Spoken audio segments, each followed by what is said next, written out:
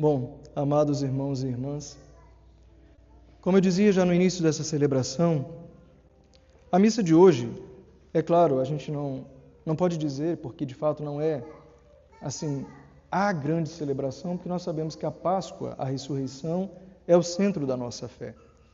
Mas nós já estamos começando a viver a Páscoa. E por que a gente diz que é tão importante essa celebração que nós estamos fazendo neste momento? Porque essa é a origem de todas as missas.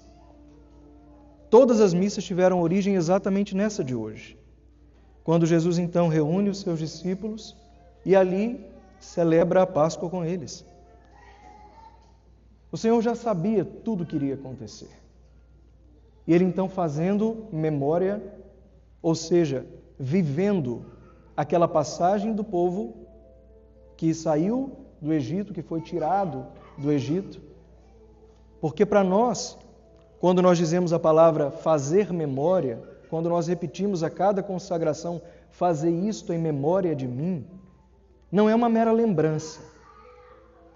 A herança que nós temos da fé judaica nos ensina que, ao dizer fazei memória, o Senhor está dizendo que nós realizamos aquilo que nós estamos celebrando. Nós não estamos apenas tendo uma lembrança do que aconteceu, nós estamos entrando naquele mistério com Ele. Nós estamos realizando aquilo que nós estamos celebrando. Está acontecendo aqui. É algo que se perpetua no tempo. E é por isso que a nossa liturgia é tão bela e é tão rica. À medida em que nós vamos repetindo cada palavra da Santa Missa, esse mistério vai se tornando presente, vai se tornando real.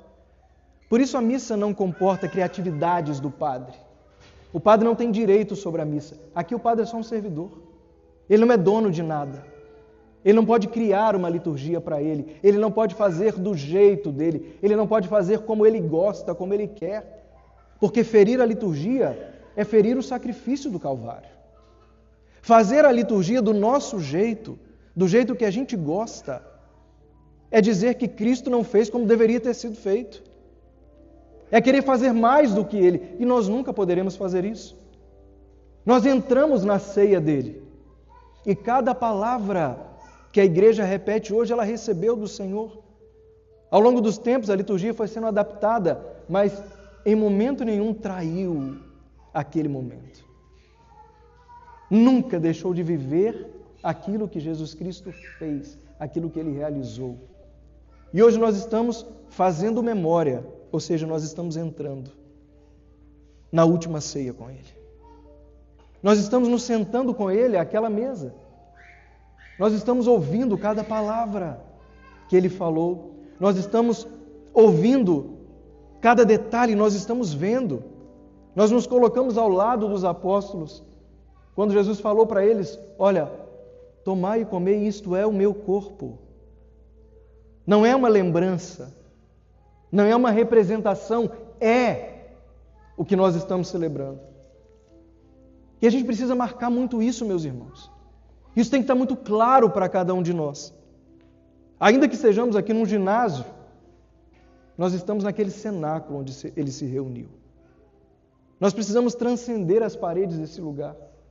E nós precisamos entrar no tempo com os olhos voltados para a eternidade.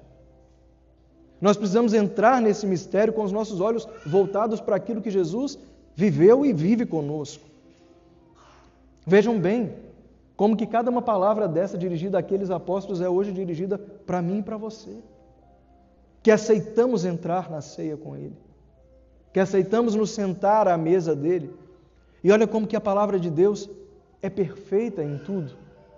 O Senhor vai dizendo que, ou melhor, o evangelista vai narrando para nós que quando Jesus se sentou à mesa, o demônio já tinha tomado o coração de Judas.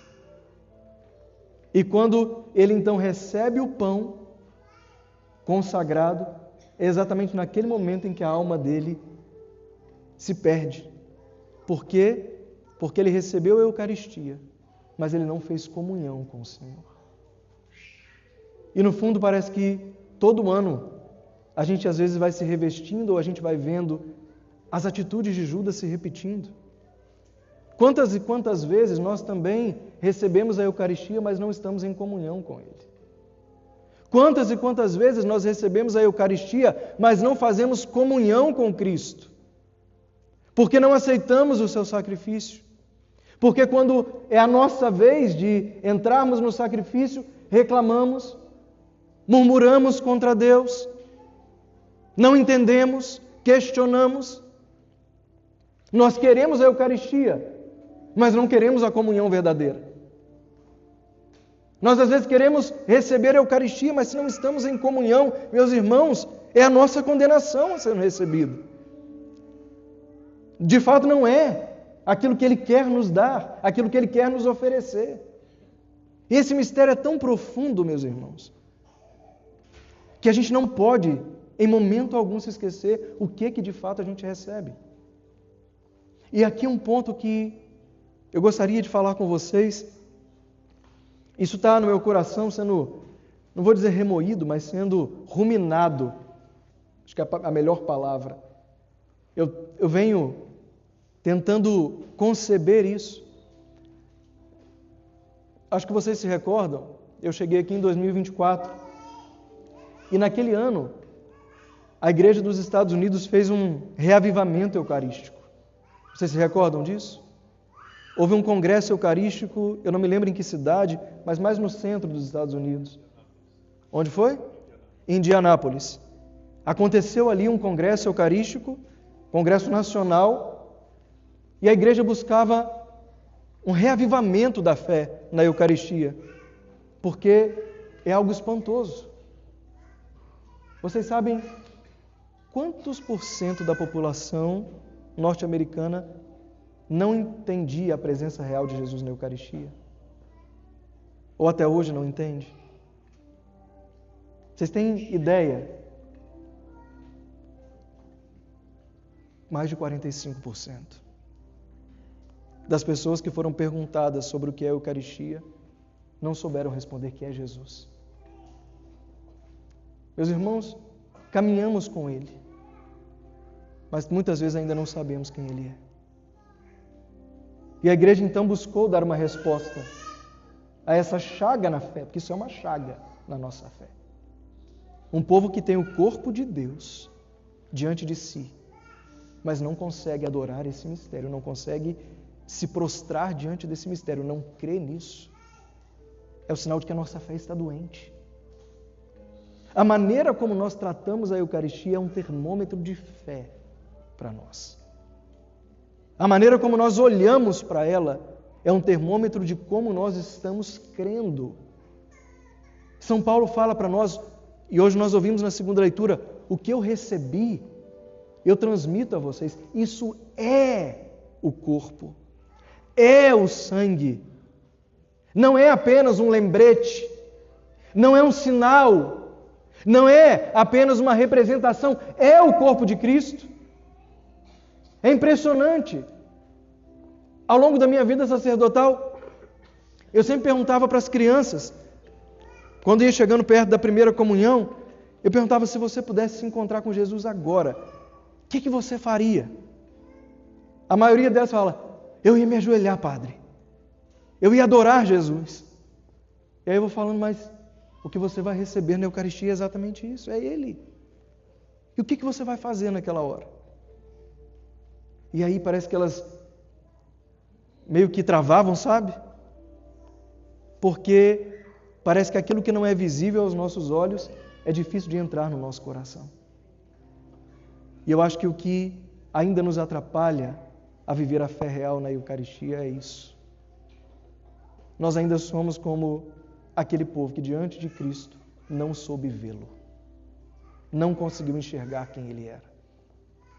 Nós, infelizmente, ainda estamos diante de Jesus Cristo na Eucaristia como os fariseus estavam diante dele. Falavam: não, os sinais que você realiza são maravilhosos, mas você não é Deus. Me desculpe, mas a forma como nós olhamos para a Eucaristia muitas vezes ainda é assim. Nós sabemos, mas nós não conseguimos chegar até lá. Nós não conseguimos, de fato, adorar como devemos. Nós ainda perdemos o mais precioso dela. A Eucaristia, meus irmãos, é lógico, unida à cruz, a maior prova do amor de Jesus por nós. Ele tendo que voltar para o Pai, nos amava de uma forma tão profunda.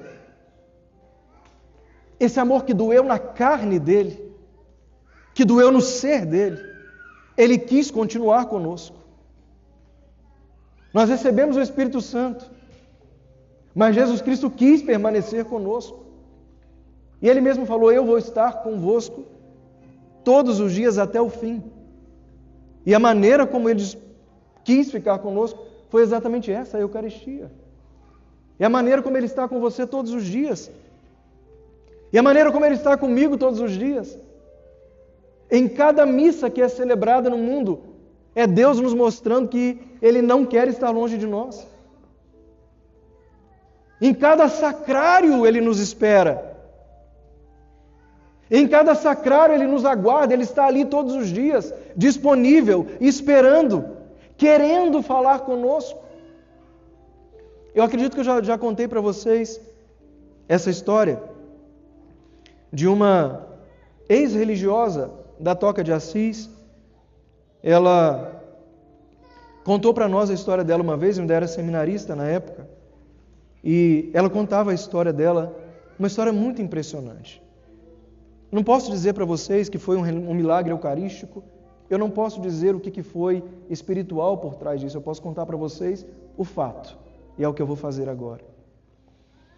Ela falou que ela não era uma pessoa religiosa. E ela falou que ela fazia o seguinte: ela ia em várias missas, roubava a Eucaristia e vendia para uma pessoa. E ela fez isso muitas vezes.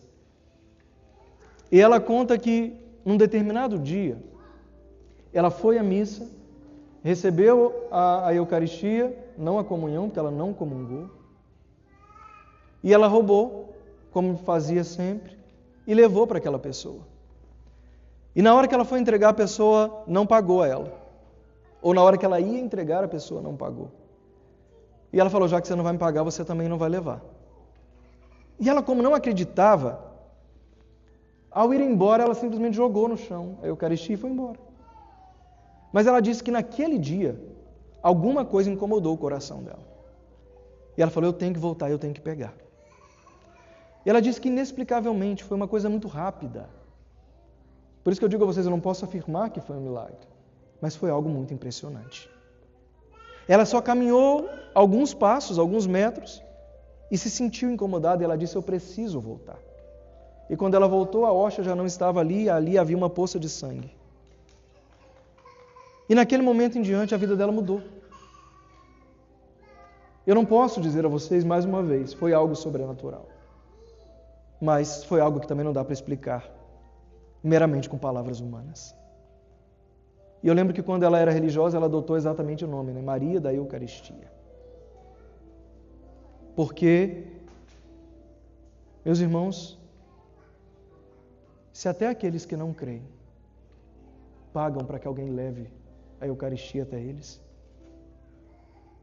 como que nós que cremos não cuidamos de Jesus com o zelo que deveríamos cuidar? Muito mais faz sofrer o coração do Senhor o nosso desprezo do que o que fazem aqueles que não têm fé. Eu asseguro a vocês, cada Eucaristia que nós não recebemos com a fé que deveríamos receber, doeu mais ao coração de Jesus do que todas as Eucaristias que aquela mulher roubou enquanto não acreditava nele. Cada indiferença nossa fez sangrá-lo muito mais do que cada vez que ela o levou e o entregou para alguém. Porque nós dizemos que cremos. Nós dizemos que Ele é Deus. Mas nós ainda não o adoramos como de fato um Deus presente no nosso meio. E aqui eu falo de todos nós, eu não estou acusando ninguém. Porque tantas vezes eu mesmo não fiz ou não dei a Ele a adoração que Ele merecia. A cada quinta-feira santa, o Senhor nos chama a sentar naquela mesa. A cada quinta-feira santa nós entramos na última ceia com o Senhor. Nós não só lembramos, nós vivemos. E é lógico, fazer comunhão com o corpo eucarístico de Cristo sem fazer comunhão com meu irmão é impossível. A palavra do Senhor fala isso, né? Como eu posso dizer que eu amo a um Deus que eu não vejo, se eu sou incapaz de amar o irmão que está ao meu lado? Como eu posso dizer tantas palavras doces para a Eucaristia e do outro lado dizer tantas palavras grosseiras para quem vive comigo? Como a mesma boca que recebe a Eucaristia é capaz de caluniar, de mentir, de enganar, de depreciar os outros? Como os mesmos lábios que tocam o corpo de Deus depois podem ferir as pessoas de maneira tão brutal? Que amor é esse que não é real? Por isso Jesus Cristo une essas duas formas de demonstrar o amor.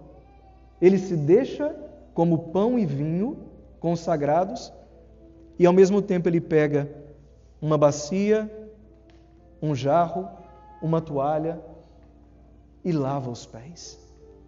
Ele mostra que o amor por Deus está intimamente ligado ao amor pelo irmão. Quem não lava os pés do seu irmão não é digno de tocar o corpo de Deus. Porque quem maltrata, o menor que seja, já está machucando o Senhor. Quem tem a coragem de ferir o próximo, já está rompendo a comunhão com Deus. Não há comunhão verdadeira com a Eucaristia se não houver comunhão com aquele que está ao nosso lado. Por isso, meus irmãos, essa liturgia de hoje se reveste para nós como um aprendizado, uma escola de fé. É a escola de Jesus Cristo, é a escola da Virgem Maria e é a escola de todos os santos. Primeiro, o amor pela Eucaristia, seguido do amor pelo próximo. Não há como ser um cristão autêntico sem viver essas duas expressões do mesmo amor. Não há como eu revirar os meus olhinhos diante da Eucaristia se eu antes não amar as hóstias vivas que Deus colocou no meu dia a dia para serem comungadas por mim. Para que eu me entregue como uma hóstia. O Senhor hoje nos convida a isso, a sermos hóstias vivas na vida das pessoas. Eu preciso ser comungado. Eu preciso ser alimento para alguém. Quantas pessoas, gente, famintas de Deus já se encontraram com você até hoje? Quantas pessoas famintas de Deus já te deram um oi, te desejaram um bom dia, esperando encontrar Deus em vocês e não encontraram? Porque nós insistimos em permanecermos pedaços de pão, mas não nos tornamos Eucaristia com Ele. A Eucaristia precisa ser ofertada. A Eucaristia tem que ser entregue. A Eucaristia que só fica guardada, mas que não vira comunhão, ela se deteriora. Ela se perde. O sacrifício de Jesus Cristo, meus irmãos, tocou a todos. Todos. O nosso sacrifício de todos os dias também precisa tocar a todos. E é claro, finalizando a nossa homilia de hoje, eu quero pedir isso a vocês. Ao saírem daqui, a gente, como eu falei, hoje não temos a bênção final, nós sairemos em procissão com o Santíssimo Sacramento. Nós vamos deixar Jesus no sacrário, preparado para uma adoração de uma noite inteira. Mas deixe Jesus ali, mas vá para a sua casa sabendo que você é um sacrário. Seja um sacrário vivo. Não permita que a Eucaristia, a comunhão se perca. Não rompa essa graça. Não permita que o seu coração saia vazio no dia em que Cristo quer encher o coração de todos. Não permita que a Eucaristia de hoje seja na sua alma aquilo que foi a Eucaristia para Judas. Não permita que isso aconteça, porque é muito fácil perder a comunhão, meus irmãos. Basta um deslize, basta um descuido e nós perdemos a graça. Mas essa graça é nossa. Essa mesa foi preparada para nós. Olha só como que a Eucaristia é a profundidade do amor de Cristo por cada um de nós. Em latim, a frase que expressa o desejo de Jesus de tomar a ceia com os discípulos é assim: desiderio desideravi.